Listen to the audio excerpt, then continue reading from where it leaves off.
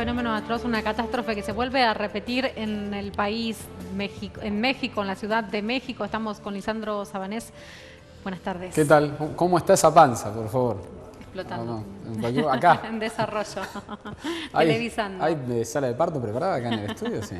No va a hacer falta. Bueno, estamos viendo las imágenes terribles, la tragedia que está viviendo el pueblo mexicano por estas horas.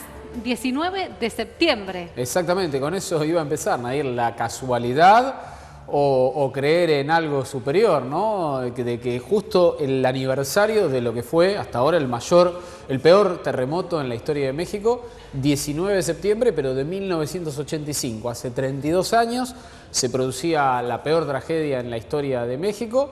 32 años después, el mismo día, nuevamente un terremoto con menor impacto. ¿Y con menor impacto por qué? Porque justamente a partir del terremoto del 85, que tuvo miles de víctimas, México empezó a construir construcciones antisísmicas, digamos, priorizar las construcciones que estuvieran preparadas para un nuevo terremoto como el que sucedió ayer, y eso evitó que la tragedia fuera mayor. Hasta ahora hay cerca de 250 muertos. Se calcula que lamentablemente va a incrementarse la cifra por los desaparecidos.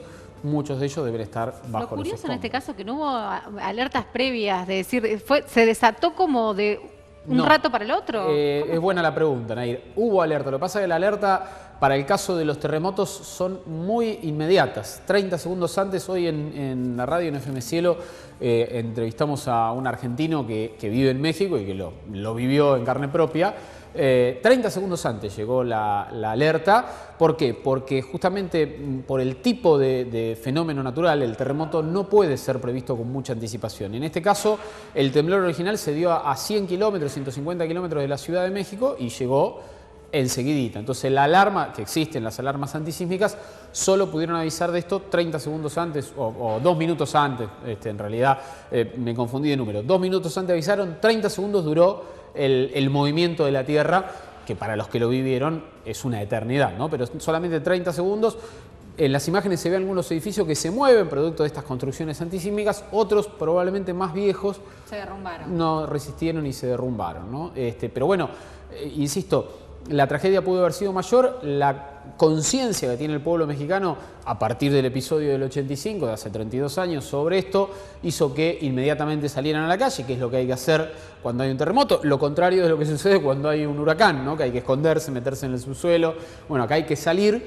Y estas construcciones antisísmicas que por suerte se han extendido y se van a extender más todavía en México, cosa que por ejemplo no sucedió en Ecuador el año pasado, que hubo un terremoto muy fuerte también y no tenían la cultura antisísmica y no había tantas construcciones preparadas para esto.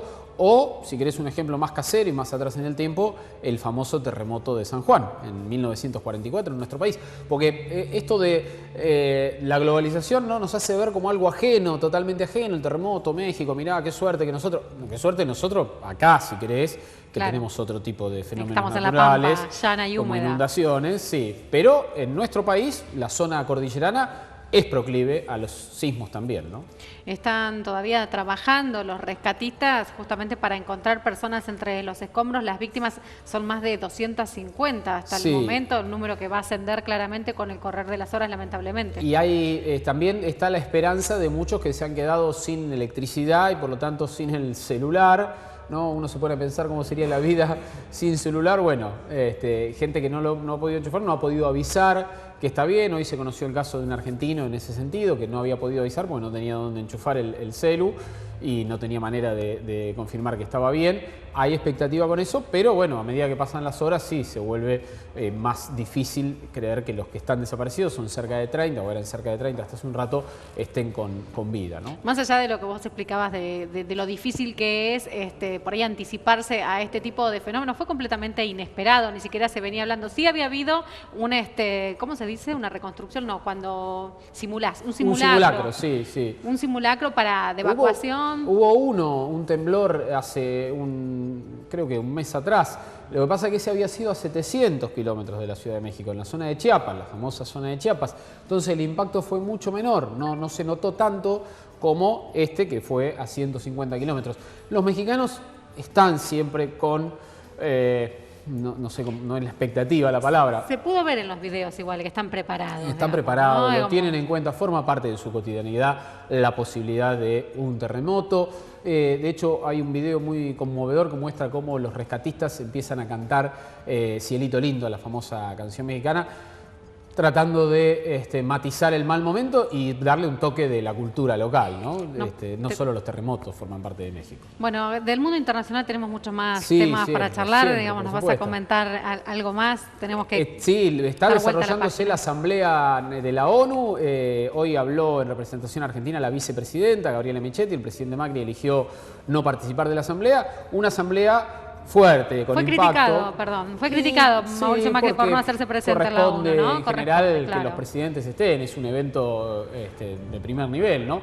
Pero te decía, me llama particularmente la atención, yo estuve el anteaño pasado, perdón, en la asamblea de la ONU en general.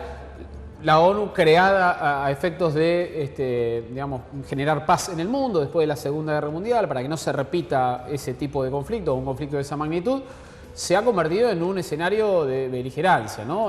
Donald Trump con un discurso incendiario. Siempre sabemos que Arengando la guerra, Claro. todo lo contrario. Siempre sabemos que Trump tiene un perfil fuerte en lo verbal que no siempre se traslada por decisión propia y a veces por decisiones que lo exceden a lo real, ¿no? Por suerte, Por payasesco el suerte. perfil de Trump. Pero hoy ha tenido declaraciones fuertes contra...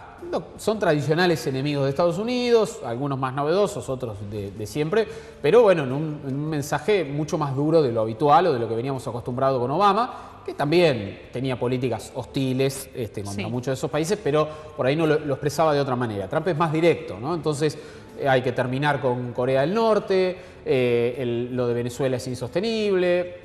Le apuntó a Siria, que tampoco puede seguir el gobierno de al-Assad, y creo, a mi entender, lo más peligroso de todo, dijo que es insostenible el régimen de Teherán, el régimen de Irán. Irán tiene un acuerdo con Estados Unidos y con Europa occidental para desmantelar su tecnología nuclear armamentística. Si ese convenio se rompe, que es un poco lo que se induce de las palabras de Trump, bueno, Irán podría recobrar su carrera armamentística nuclear.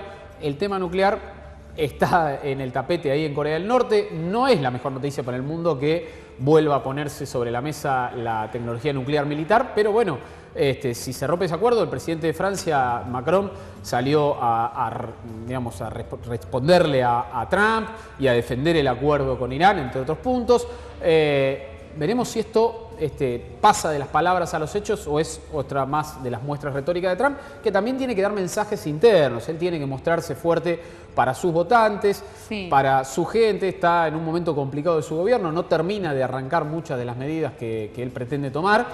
Y tal vez tenga que ver con eso este discurso incendiario que tuvo en la ONU, que insisto, no fue el único, ¿no? Ahí estaba viendo hoy el presidente de Ucrania acusando a Rusia de que le volteó el famoso avión malayo que se cayó ahí en Ucrania, que nadie sabía bien, claro, quién fue. Bueno, Ucrania directamente le apunta a Rusia. Guyana, el presidente de Guyana diciendo que Venezuela le quiere quitar medio territorio. Bueno, Palestina e Israel tirándose, por supuesto... un poco desdibujada la ONU, digamos. ¿Es Trump el plato más fuerte que tuvo en esta reunión? Digo, ¿no hubo otros presidentes? Sí, Macron y Trump han sido los representantes de los dos polos.